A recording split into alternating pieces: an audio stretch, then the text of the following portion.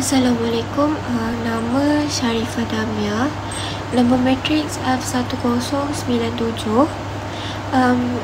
Hari ni saya nak present PBT punya question.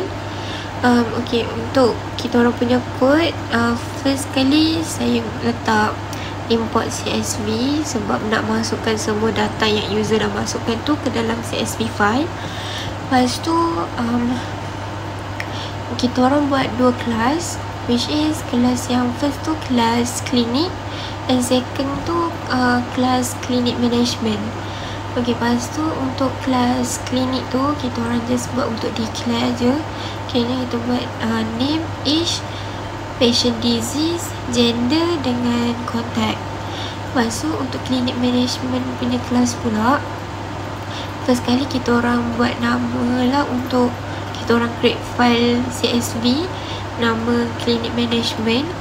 Lepas tu kita orang buat untuk dia, kayaknya kita orang bawah tu kita orang buat dia punya file apa semua tu lah. Lepas tu untuk gambar yang next ni, yang bawah ni, first untuk file CSV tu kita orang dah setkan dia punya field atas tu. Kayaknya dia akan keluar name, age, gender, disease type dengan contact. Okay, lepas tu untuk method add patient tu, bila patient dah masukkan semua, bila user dah masukkan semua data, and nanti dia akan keluar lah patient nama apa, add successfully. Lepas tu and then nanti dia akan open file. Kiranya nanti semua apa yang user masukkan tu dia akan terus masuklah dalam CSV file tu. And lepas tu untuk method patient detail, ni nanti bila dia akan keluar lah semua dia akan keluar ikut user letak nama mana. Contoh maksudnya macam kalau user masukkan nama Jamilah, so dia akan keluar lah detail untuk nama Jamilah je. And then kalau nama Jamilah tu tak ada, kiranya user tu belum masukkan untuk nama Jamilah, dia akan keluar no patient found with the name with the Jamilah punya nama lah.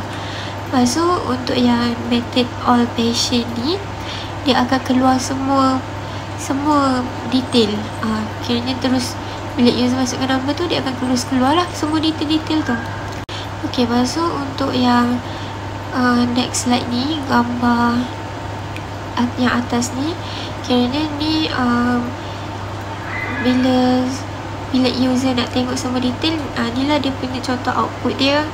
Dia akan keluar lah nama apa, age berapa, gender, patient disease dengan contact dia. Okay, untuk method main ni pula, kita orang buat looping.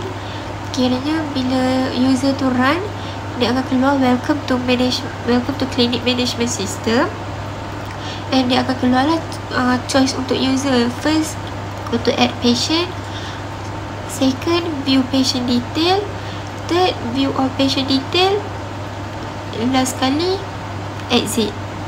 Okay, untuk gambar yang last ni, kalau user masukkan nombor 1, so nanti dia akan keluar untuk user masukkan nama, age, gender, disease type dengan contact.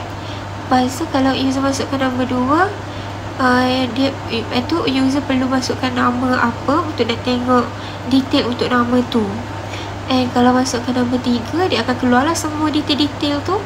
Dan kalau masukkan nombor 4, dia akan keluar exiting the clinic management system, goodbye. And then if kalau user masukkan number selain pada nombor 1, 2, 3, 4 tu, dia akan keluar invalid choice, please enter the right number 1, 2, 3, 4.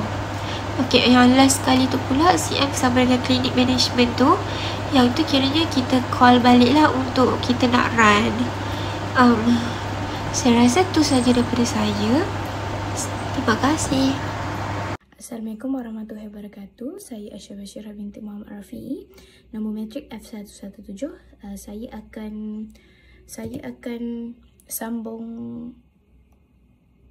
part output, iaitu output ni lepas kita run, dia akan keluar display ni, iaitu dia akan display welcome to the clinic management system.